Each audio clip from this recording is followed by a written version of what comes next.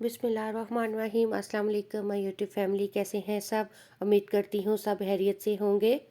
Welcomes to mom kitchen. आज हम moms kitchen में बना रहे हैं कैंडी डिज़र्ट। बहुत आसान है, बहुत मज़े का है। चलें स्टार्ट करते हैं।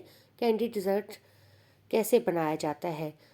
और ये फाइनल लुक थी कैंडी डिज़र्ट की। और अब मैंने पहले से ही कस्टर्ड चढ़ा दिया था चूल्हे पे। और 1 kg मैंने दूध लिया था, उसमें मैंने 1.5 टेबल स्पून कस्टर्ड डाल के उसको पकने के लिए रख दिया। अब हाफ़ डन हो चुका है कस्टर्ड। यहाँ पे देखें, कस्टर्ड की रेसिपी सबके पास ही है, अगर नहीं है तो मैं डिस्क्रिप्शन बॉक्स में लिंक भी दे दूँगी, वहाँ जाके देख लीजिएगा। यहाँ पे वो हाफ़ डन हो चुका है। अब मैंने कॉर्नफ्लोर डाला है, 1 टेबल स्पून कॉर्नफ्लोर डाल के मिक्स करके पानी में, और वो डाल दिया है। इससे बड़ा अच्छा एक ये थोड़ा सा और जैसे मुझे थिकनेस चाहिए उस तरह की ये थिकनेस आ जाएगी। जो मैंने डिज़र्ट बनाना है कैंडी का, उस तरह की।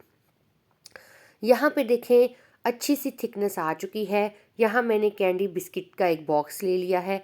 ये पूरा बॉक्स ही तकरीबन इसके अंदर चला जाएगा। क्रश करेंगे हम इसको अच्छे से। क्रश करने के बाद जब अच्छे से क्रश हो जाएंगे तो फिर आपने बिल्कुल पाउडर फॉर्म में नहीं कर देना, थोड़ा थोड़े से इसके अंदर बिस्किट्स रहने चाहिए।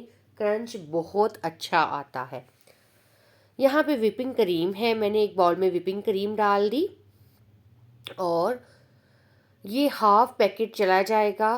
तकरीबन ये हाफ़ पैकेट मेरा चला गया था। और विपिंग क्रीम डालने के बाद इसमें आपने 1 टेबल स्पून शुगर का भी ऐड करना है, यानी कि चीनी। और उसके बाद आपने इसको अच्छे से फेंटते जाना है। और इतना आप इसको बीट कर लीजिएगा। अगर है इलेक्ट्रिक बीटर है उससे बीट कर लें, ब्लेंडर में भी आप कर सकते हैं, वो आपकी चॉइस है। इतना बीट कर लें कि ये थोड़ा थिक हो जाए, और थिक होने के बाद अच्छी सी क्रीम की फॉर्म में आ जाए। और बस फिर उसके बाद हम इसके ऊपर जो करना है लगानी है वो आपको दिखाएंगे। यहाँ पे मैंने एक डिश ले ली और अब उसके अंदर मैंने पहले बेस बनानी है वो जो कैंडी क्रश किए थे बिस्किट उनकी। और यहाँ पे अच्छे से हम इसको फैला देंगे, और ये एक स्पून की मदद से, चम्मच की मदद से इसको अच्छे से प्रेस करना है ताकि ये अपनी जगह पे सेट हो जाए और अपनी जगह पे हिले ना, ताकि हम जब कस्टर्ड डालें, लेयर्स लगाएं तो हिले ना अपनी जगह से। अच्छे से इसको डालने के बाद मैंने मैंगो जूस ले लिया है। आप सिरम भी डाल सकते हैं, पानी में चीनी मिक्स करके उसका सिरम बना लें, कॉफ़ी सिरम बना लें, कॉफ़ी डाल लें पानी में मिक्स करके। तो इससे बड़ा अच्छा एक वो ना बेस बन जाती है। ठीक है, यहाँ पे देखें जी, मैं इस फॉर्म में ये कस्टर्ड होना चाहिए। आपका इतना थिक होना चाहिए, लिक्विड फॉर्म में बिल्कुल नहीं होगा। लिक्विड फॉर्म में होगा तो बिल्कुल अच्छा ये डिज़र्ट नहीं बनेगा। और इसको हम अच्छे से अब फैला देंगे। और जैसे हम अच्छे से इसको फैला देंगे, अब इसके ऊपर हमने ये डालना है कॉकटेल। मैंने ये स्मॉल टिन ले लिया था, छोटा कॉकटेल का, और ये डाल देना है। मेरे पास ये पड़ा हुआ था और मैंने यही यूज़ कर लिया। आप चाहें तो इसमें कोई भी सीजनल फ्रूट डाल सकते हैं। उसके बाद जो आपको पसंद है वो डाल सकते हैं। उसके बाद ये डालने के बाद फिर हमने डाला है, इसके ऊपर लेयर लगानी है क्रीम की, जो हमने बीट करके रखी हुई थी। यहाँ पे देखिए, मैं ऊपर सारी क्रीम इसके ऊपर डाल दूँगी, पूरी एक लेयर लगा देंगे। चलें जी, जल्दी से पहले मेरे चैनल को सब्सक्राइब कर लीजिएगा और बेल आइकन को ज़रूर प्रेस कीजिएगा ताकि हर आने वाली वीडियो का नोटिफिकेशन आप तक पहुँच सके। यहाँ पे अच्छे से देखें जी, हमने फैला दी क्रीम और बड़ी खूबसूरत ये लग रही थी।